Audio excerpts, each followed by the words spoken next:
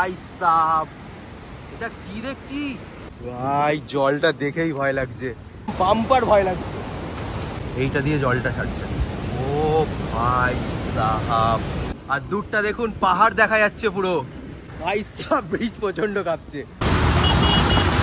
তো চাঁদের গর্ত, সেই আর্চ করা ব্রিজটা দেখে মনে হচ্ছে না যে আমি ইন্ডিয়া দাঁড়িয়ে রয়েছি। মমতা ব্যানার্জি এখানে একটা রিসর্ট করে দিয়েছেন, ভোরের আলো। তো সেইখানে আমি চেক ইন করছি। এখানে যদি আপনারা থাকতে চান থাকতে পারেন। এইখানকার যে আশপাশটা যেটা ঘোরার, সেটাও আপনি ঘুরতে পারেন। তো চলুন। কত ভেতরে একবার ভাবুন। দাঁড়ান তো, এখানে কাছে খুব রিফ্লেকশন হচ্ছে, এবার দেখুন। মাইক ছাড়া কথা বলছি যে রেস্টুরেন্ট, এই রেস্টুরেন্টের খাবার তো আছে, খাবার সব জায়গাতেই পাওয়া যায়, বাট যেটা হচ্ছে মেন জিনিস সেইটা দেখাচ্ছি, চলুন। Welcome to Dudhia.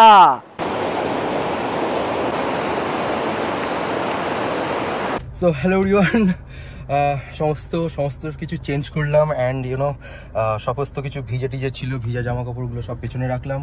তো আপনারা দেখলেন ফার্স্ট পার্টে যে এইখানে কিভাবে মানে স্নান টান করা যায়, দেশি সুইমিং পুল। অ্যান্ড আর একটা জায়গা মোস্ট দুধিয়া, মানে এটা তো দুধিয়া, অ্যান্ড আগেরটা হচ্ছে জঙ্গলি বাবা ছিল, মানে মাস্ট ছিল। যারা দেখেননি, যারা এটা দেখছেন, ফার্স্ট পার্টটা ট্রাই করে আসতে পারেন। অ্যান্ড এইবার চলুন আর একটা ইন্টারেস্টিং জায়গায়। দেখুন আলটিমেট লাগছে, আলটিমেট।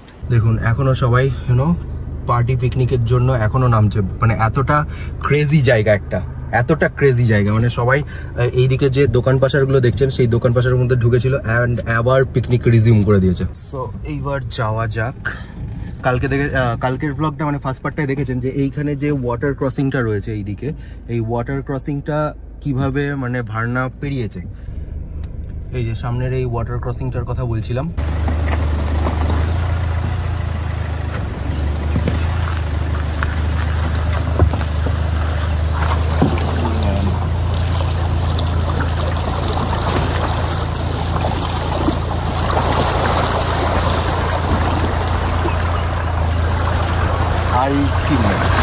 এখানে একটা শিব মন্দির আছে।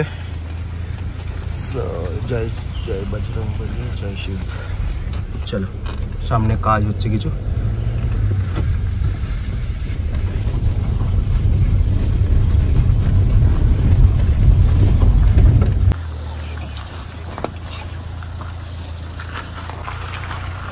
বৃষ্টির পর নর্থ বেঙ্গল কি লাগছে। এই যে সামনে যে ট্রাফিক গার্ডটা দেখছেন, এই দিক দিয়ে আসলাম। এইদিকে হচ্ছে দুধিয়া ব্রিজ, এই যে সোজা, ঠিক আছে। এবার যাব হচ্ছে সোজা। এইবার যেখানে যাচ্ছি সেটা একটু দূরে, মানে একটু দূরে, সত্যি একটু দূরে, কিন্তু আলটিমেট জায়গা।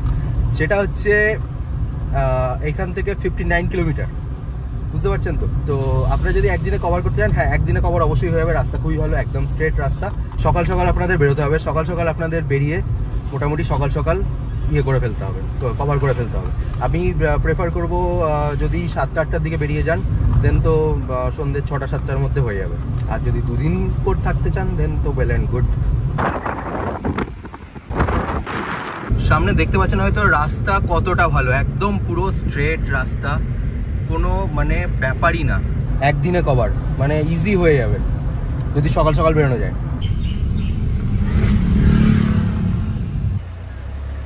আমি যতদিন নর্থ বেঙ্গলে ঘুরছি, মানে রাস্তাগুলো দেখে বোঝা যায় কোনখান দিয়ে পশু বেরোয়। মানে এই জায়গাটা যেমন দেখে মনে হচ্ছে হাতি বেরোনোর জায়গা, মানে হাতি ক্রসিং করে, মানে এরকম মনে হচ্ছে যা রাস্তা। আর পাশে যা ঘন বন জঙ্গল। এই বাঁ দিকটা চলে যাচ্ছে হচ্ছে শুকনা, আর সোজা চলে যাচ্ছে হচ্ছে মাটিগাড়া। আর শুকনার এই যে রাস্তাটা না, এই রাস্তাটা পুরো মিলিটারি এরিয়া। মানে এখান দিয়ে গেলে আপনি, এটাও ওই দিক দিয়ে শুকনা দিয়ে গেলে আপনি ওই মাটিগাড়ার রাস্তা দিয়ে আসতে পারবেন, কিন্তু একটুখানি ঘুরে আসবে। এখান দিয়ে গেলে আপনি ট্যাঙ্ক দেখতে পাবেন, তারপরে মিলিটারি ভেহিকলস দেখতে পাবেন, যেহেতু পুরো একদম আর্মি একটা এরিয়ার মধ্যে দিয়ে রাস্তাটা পাস করছে। এই যে গানটা বাজছে, এই ওয়েদারটার সাথে একদম পারফেক্ট ম্যাচ না? শুনুন, আমি জানি না ইয়ে আসবে কিনা, মানে কি বলে বলুন না, কপিরাইট ক্লেম আসবে কিনা, যে আই ডোন্ট নো। আর এই যে বাজারটা দেখছেন, এটা হচ্ছে খাপরাইল বাজার। এই রাস্তাটা হয়েই যাবে। রাস্তা একদম, রাস্তা নিয়ে কোনো কমপ্লেন হবে না। রাস্তা সত্যি একদম অসম্ভব সুন্দর। শুধু মানে আপনাকে একটু সকালে বেরোতে হবে, একদিনেই সব কমপ্লিট হয়ে যাবে, কোনো ডাউট নেই। বৃষ্টিটা আমি অনুভব করেছি হচ্ছে ওখানে, মানে এই আজকের দিনের ভ্লগের পার্ট 1-এ। মানে সত্যি বলছি, ওপর থেকে ঝমঝম করে বৃষ্টি পড়ছে আর নিজে হচ্ছে ঝর্ণা বয়ে যাচ্ছে, তার মধ্যে একদম গলা অবধি চুবিয়ে শুয়ে থাকা, আলটিমেট ফিলিং, আলটিমেট। যারা নর্থ বেঙ্গলে আসছেন একটা দিন অন্তত শিলিগুড়িতে আপনারা দিন। মানে শিলিগুড়ির কাছেও কিছু হিডেন জেম আছে যারা অনেকে জানেন না, মানে লোকাল লোকজন ছাড়া জানেন না। আর ইনফ্যাক্ট যারা মানে ট্যুর প্ল্যান করেন বা করেন তারাও জানেন না। এই যে সামনে খাপরাইল মোড়, আর আমি যাব হচ্ছে ডান দিকে। আলটিমেট বৃষ্টি স্টার্ট হয়ে গেল। অমাইক সুন্দর লাগছে সামনের ওয়েদারটা। সামনে মাটিগাড়া ছাড়িয়ে এসে সামনে হচ্ছে ফাঁসিদেয়া মোড়। সেই ফাঁসিদেয়া মোড়ের যে ফ্লাইওভারের নিচ দিয়ে মানে সার্ভিস রোড আপনাকে নিতে হবে। এই যে এই মোড়টা চলে এসছে, এই মোড়টা থেকে হচ্ছে একদম পুরো বাঁদিক টার্ন। এই যে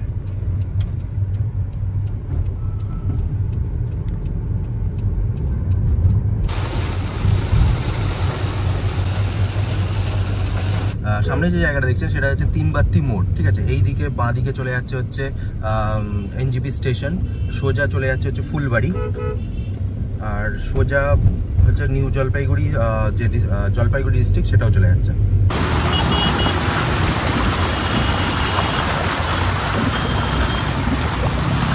আচ্ছা, তাহলে কি দাঁড়ালো, শিলিগুড়ি থেকে আপনারা কোথায় কোথায় যেতে পারবেন? শিলিগুড়ি থেকে 3টে কান্ট্রি আপনারা যেতে পারবেন।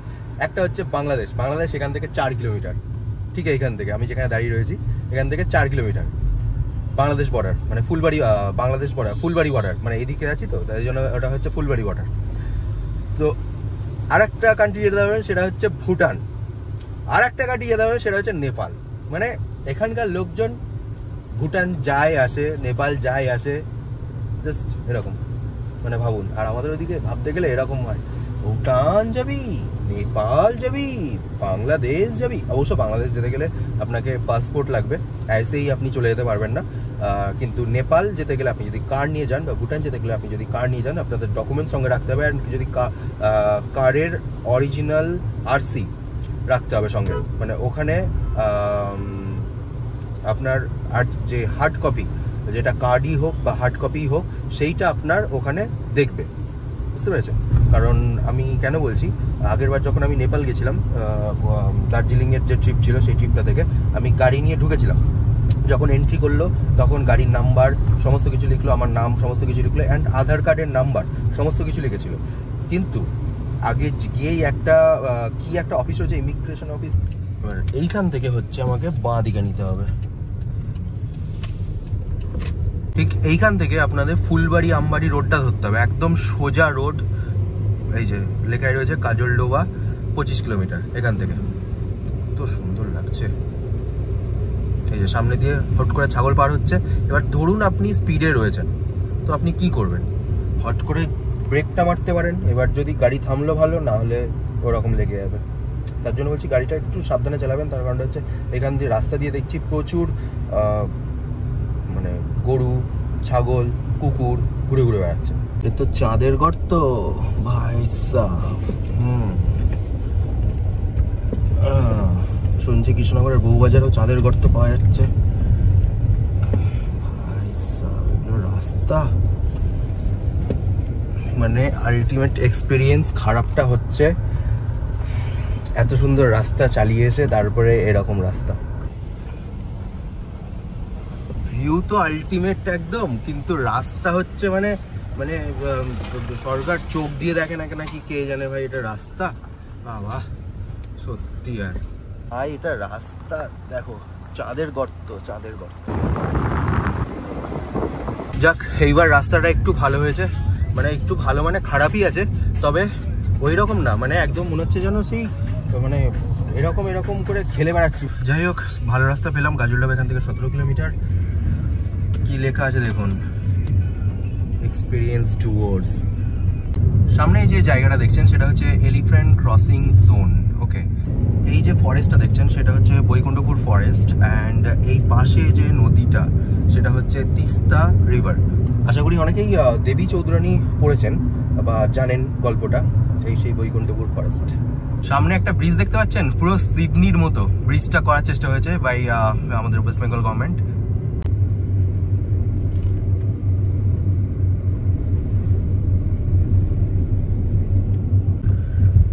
তিস্তা ব্যারেজের ওপর দিয়ে খানিকটা চালাচ্ছি, কিন্তু রাস্তাটা খুবই জঘন্য, মানে খুবই জঘন্য।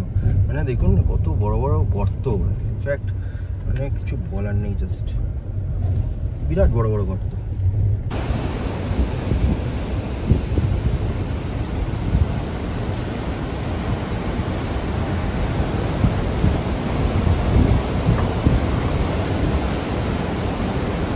আমি একটু এইখানটায় দাঁড়ালাম, নিচটা একটু দেখাই।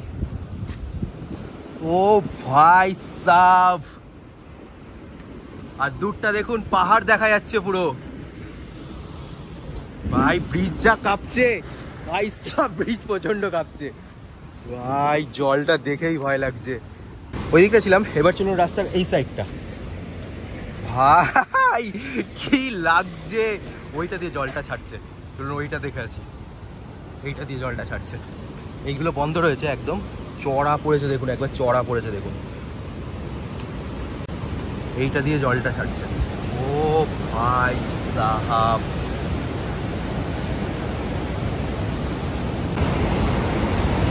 এইখানটা দেখুন একবার, এইখানটা দেখুন ভাই,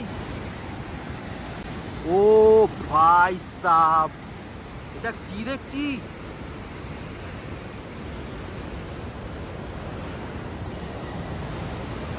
বাম্পার ভয় লাগছে।